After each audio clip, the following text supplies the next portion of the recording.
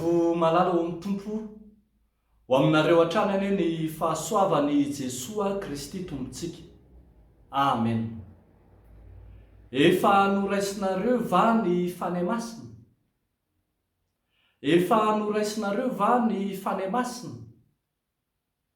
Asongadiny mofinainantsika anio ao amin'ny asan'ny apôstôly toko 7:20 ny andininy voalohany hatramin'ny andininy 7 izany fanontaniana mankadiry izany manao hoe efa noraisinareo va ny fanahy masina? Tonga zava nahagaga ny apôstôly ny fahafantarana fa nivavaka fotsiny ihany ny fiangonana tao Efisosy, efa nandray fampianarana ihany izy fa tsy mbola niasa-pahasoavana tamin'ny fanahy masina.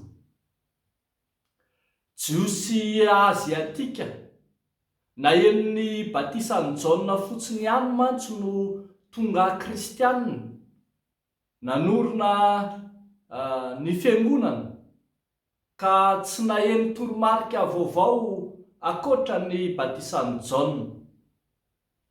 Dia tsy maintsy nitarika azy ireo ny apôstôly Paoly hahalala fa ny finoana an' Jesoa no tena maha-kristianina.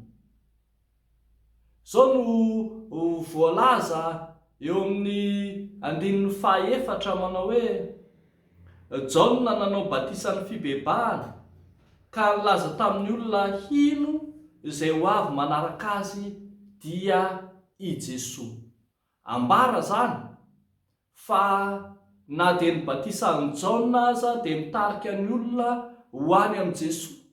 Ary zany ny zavatra mahagaga satria ny amin'ny zavatra fantany sy ninony ireto jiosy reto aza ny batisan'i Jaona dia tsy nanana ny finoana faratapony, tsy tonga tany amin'ny finoanan'i Jesoa, koa dia azo heverina fa sarotra ho azy ireo ny hino izay tsy fantany.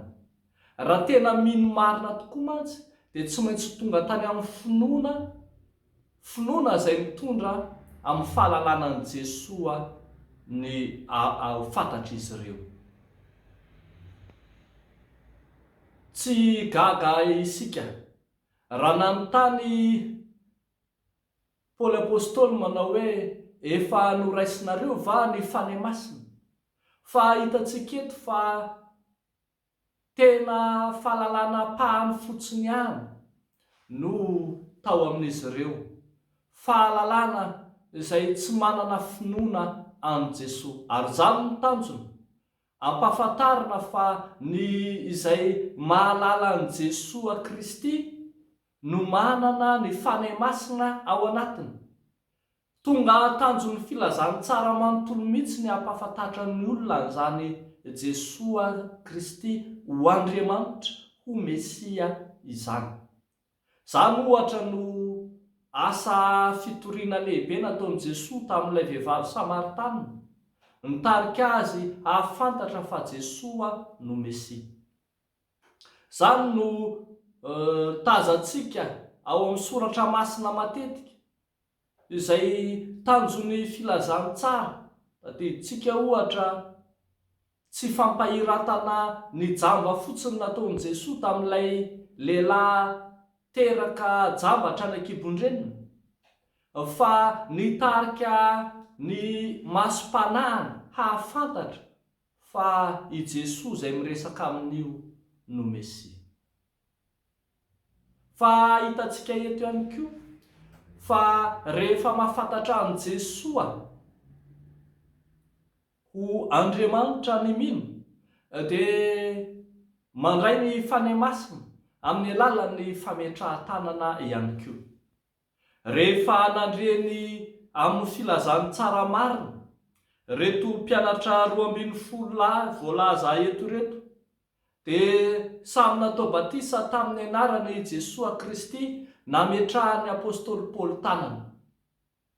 Tsy midika akory zany fa natao batisa fanondroana izy, Tsy izay rehetra nataon'ny Jaona mpanao batisa akory dia natao batisa tamin'ny anaran'i Jesosy, fa mba hahafahan'izy ireo mandray ny fanahy masina. Marina fa efa natao batisan'ny Jaona izy ireo, batisan'ny fibebahana hoy isika, saingy tsara ho marihana, fa tena tsy nafantatra mihitsy momba ny asan'ny fanahy masina izy. Ka izany mahitantsika natao batisa tamin'ny anaran'i Jesosy. Teraka ady hevitra be amin'ny finoana nandritry ny vanim-potoana samihafa ity andininy ity, anambarana sy anohanan'ny sasany ny batisa fanoroana. Ao ohatra ny anabatista tamin'ny taonjato faha 40 dia manohana ny fanaovana batisa fanoroana, mihevitra fa tsy izy le tamin'ny mbola kely tamin'ny alalan'ny fanohanana. Izany tamin'ity soratra masina ity. Ny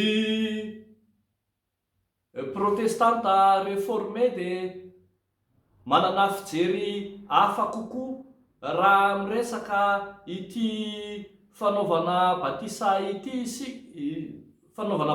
ity.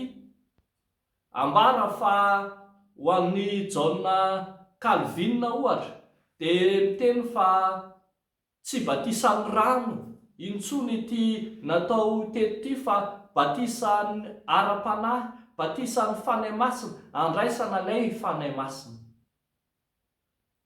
Io fametrahan-tanana io arak'izany dia midika fanomezana ny fanahy masina, ka any amin'izay misy ny fametrahan-tanana no misy sy andraisana ny fanahy masina. Izany no hitantsika amin'ireo fanokanana samihafa ao amin'ny fiangonana. Izany no hitantsika amin'ny asa sy fampaherezana izay samy endrika ivelany, andraisana ny fanahy masina. Ravako malala ao amin'ny Tompo, efa nandray ny fanahy masina ary ve ianareo? Fanontaniana ho an'ny kristianina tany Efesosy fa izay, fa mbola manan-kery azo anontaniana amin'ny mpino maro ankehitriny. Marobe ny tsy malala akory na manana ny fanahy masina ao anatiny na tsia. Tsy vitsy no misalasala, ary ny sasany aza moa mihevitra fa tsy mba manana izany fanahy masina izany fotsiny tsotra izy, satria tsy miteny amin'ny fiteny tsy fantatra, tsy mbola naminany, tsy mbola nandray fanomezam-pahasoavana samihafa, ka mahatonga ny fivavahana sasany hanararoatra izany, ka mamorona famantarana sy fahagagana amin'ny endriny samihafa.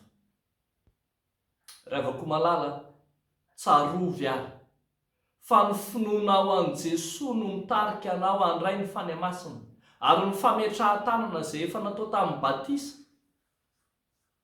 sy ny fametrahan-tanana amin'ny endriny samihafa ao amin'ny fiangonana no endrika andraisantsika izany fanahy masina izany.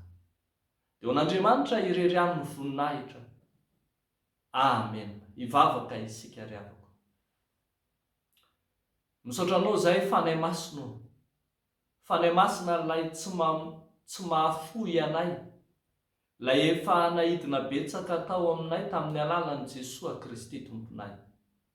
Misaotra anao izay ilay miasa mahery aty anatinay tsiraray avy, manova anay, mampahery anay, eny manohana anay amin'ny fotoan-tsarotra sy amin'ny vanim-potoana rehetra mihitsy aza. Ankehitriny izay dia mivavaka manokana ho an'ireo izay miatrika fandidiana ara-pahasalamana, ireo izay miatrika fitsaboana maharitra, mivavaka izay ny diakapoka taminao Jesosy no efa nanasitranana azy ireny, ka dia ianao nanaisitra ny rofina retina rehetra. Entinay ambavaka eo anatrehanao ny amin'ny toe-javatra samihafa izay ataonao eo amin'ny fiainanay, ny amin'ny izay hitondranao ny fiainanay ho amin'ny fifaliana sy ny fiadanana araka ny teninao. Dia mombanay Tompo, amin'ny anaran'i Jesosy Kristy Tomponay. Amen.